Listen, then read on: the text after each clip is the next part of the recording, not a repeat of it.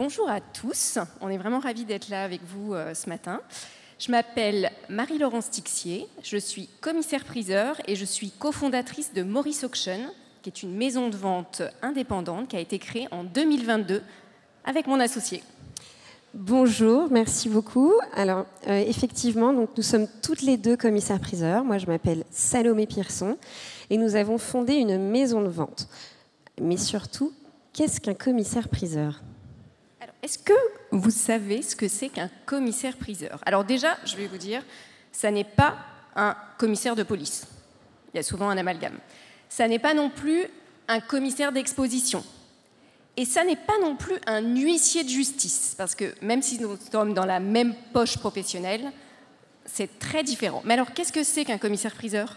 Alors en fait, un commissaire-priseur, c'est simple, c'est dans le nom. C'est un professionnel du droit, c'est une profession réglementée, d'où le nom commissaire, qui donne un prix priseur, donc une valeur aux biens mobiliers. Nous ne faisons pas d'immobilier. Nous n'avons pas le droit de vendre des appartements, malheureusement. Et donc, nous donnons une valeur à un patrimoine, que ce soit le patrimoine d'une entreprise ou le patrimoine d'une famille. Et nous intervenons dans différents cas qui, malheureusement, ne sont pas toujours des plus glorieux. Alors, quand est-ce qu'on rencontre un commissaire-priseur dans sa vie ? Alors, effectivement, malheureusement, dans des moments qui ne sont pas toujours très heureux. Dans notre jargon professionnel, on parle des 3D en anglais, debt, divorce and death. Mais il y a aussi décoration. Alors, effectivement, dans le cadre d'un décès, nous sommes très souvent appelés en fait par un notaire pour faire un inventaire en fait successoral, c'est-à-dire un inventaire du patrimoine mobilier du défunt. Dans le cadre d'un divorce, on est souvent aussi amené à faire le partage en fait, des biens mobiliers, notamment quand il y a des objets d'art ou des bijoux. Dans le cadre d'une faillite, on peut être appelé par des entreprises et notamment par des administrateurs judiciaires pour justement valoriser le patrimoine mobilier d'une entreprise et le mettre en vente. Ça peut être aussi dans le cadre d'une tutelle, tout ce qui est judiciaire, ça se passe à ce niveau-là. Il y a aussi le dernier D, mais qui est aussi important, ce qu'on appelle la décoration quand vous déménagez. Alors évidemment, je vais vous donner un exemple. Karl Lagerfeld, à chaque fois qu'il a déménagé d'un appartement à une maison ou à un endroit, il a vendu l'entier mobilier. Donc on est aussi contacté par des clients qui changent de décor, qui ont envie de passer à autre chose, passer par exemple du XVIIIe siècle à collectionner de l'art contemporain, et on est appelé dans ces moments-là. On fait aussi des valorisations pour assurance. Parce qu'en fait, évidemment, lorsque vous avez un dégât, bien malheureusement, on ne peut pas savoir la valeur de l'objet puisque vous n'avez pas toujours la facture. Et donc, c'est important de valoriser son patrimoine, que ce soit d'ailleurs une entreprise ou vous, pour vous-même, parce que si vous n'avez pas les factures d'achat, que vous avez hérité de biens, de famille, que vous avez chiné des choses qui peut-être, vous avez été bon chineur, vous les avez payés 5 €, mais en réalité, nous, on va les valoriser 50 000 €. Bien, si vous n'avez pas les justificatifs, un inventaire fait par un commissaire-priseur vous permettra de justifier au mieux auprès de votre assureur et donc de vous faire indemniser le mieux possible. Alors, quel est le quotidien d'un commissaire-priseur ? Qu'est-ce qu'on voit ? Qu'est-ce qu'on fait exactement ? Alors, une fois qu'on a dit ça, le métier de commissaire-priseur, et c'est pour ça que je pense qu'on a voulu faire ce métier, c'est à la fois un professionnel du droit, mais aussi un Indiana Jones du marché de l'art. En fait, on est vraiment chasseur de trésors et profession réglementée.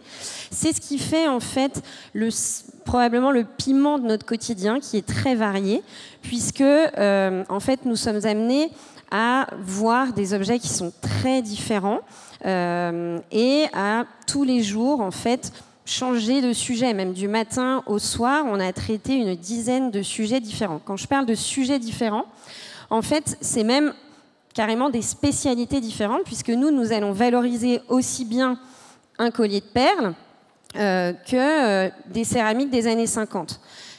Alors, on n'a pas d'exemple là, mais l'année dernière, par exemple, on a vendu un collier de perles. J'imagine que dans cette salle, il y a peut-être quelques personnes qui portent des colliers de perles. Eh bien, ce n'est pas un collier de perles tout à fait anodin que vous pourriez trouver dans le commerce, puisque ce collier de perles, qui faisait partie d'une succession, dans un écrin familial, Ben finalement, il est parti en vente aux enchères, lors d'une vente que nous avons organisée, une vente de bijoux, à 119 000 €. Qui pourrait croire, en regardant la photo de ce collier de perles, que ce collier vaut 120 000 € quasiment? Quasiment personne. Et en fait, c'est en faisant appel à un professionnel, en valorisant donc ce que vous avez, que vous pourrez le savoir. Pareil, ces céramiques de Vera Zekeli, improbable, probablement que très peu de personnes connaissent cette céramiste, étaient dans une succession, et ce sont des céramiques en fait qui sont très recherchées par une clientèle internationale. Et a priori, si vous passez à côté, vous ne pouvez pas soupçonner leur valeur. Mais alors, comment fait-on pour obtenir de tels prix? Comment ça se passe avec le côté acheteur? Alors, ce qui est très intéressant, c'est que la place de Paris, en fait, a bénéficié d'un certain nombre de facteurs qui fait que Paris a retrouvé, en fait, sa place et son exception culturelle. On est revenu, si vous voulez, après la Seconde Guerre mondiale, dans les années 50, où vraiment Paris était un acteur majeur sur le marché de l'art. Et ça, c'est lié à quoi? C'est lié au Brexit, donc merci le Brexit. Parce qu'effectivement, toutes les transactions en Europe continentale, maintenant, elles ont bien lieu à Paris et elles n'ont plus lieu à Londres. Et il y a aussi, malheureusement, le Covid qui a obligé en fait la profession de commissaire-priseur, qui était peut-être aussi une profession un petit peu vieillissante, voilà, peu amène en fait à pratiquer des nouvelles méthodes, qui a digitalisé en fait au maximum les ventes et qui a donc fait un rayonnement en fait à l'international qui est beaucoup plus important. Donc en fait, nous sommes passés finalement d'un business en B2B, c'est-à-dire que le commissaire-priseur vendait mais beaucoup à des marchands de meubles, des marchands de tableaux, à un commerce de B2C, donc business to customer. Maintenant, on arrive à toucher le client final. On arrive vraiment à toucher la personne à l'autre bout du monde qui va porter le bijou ou qui va acheter le tableau pour se faire plaisir.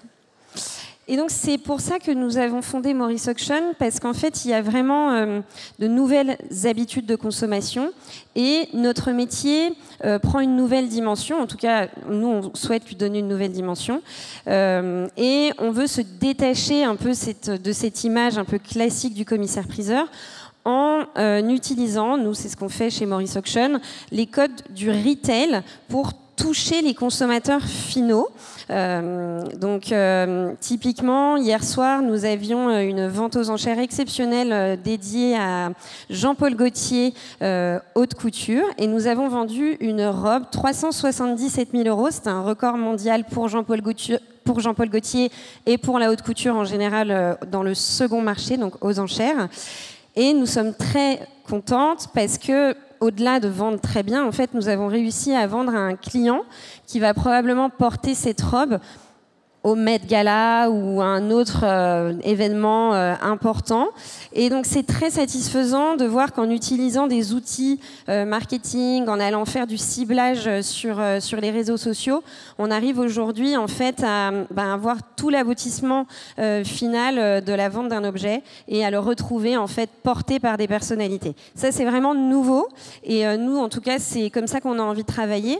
On ne souhaite plus que le commissaire-priseur soit juste quelqu'un qui, un petit peu à l'ancienne, balance des ventes à Drouot et fait ce qu'on appelle des ventes courantes en permanence. Nous, voilà, on essaye d'avoir une autre vision. Donc on espère d'ailleurs que vous aurez une vision différente du commissaire-priseur. Ça n'est pas forcément un vieux monsieur avec un costume 3 pièces. Voilà, ça peut être des gens plus incarnés. Merci. Merci beaucoup.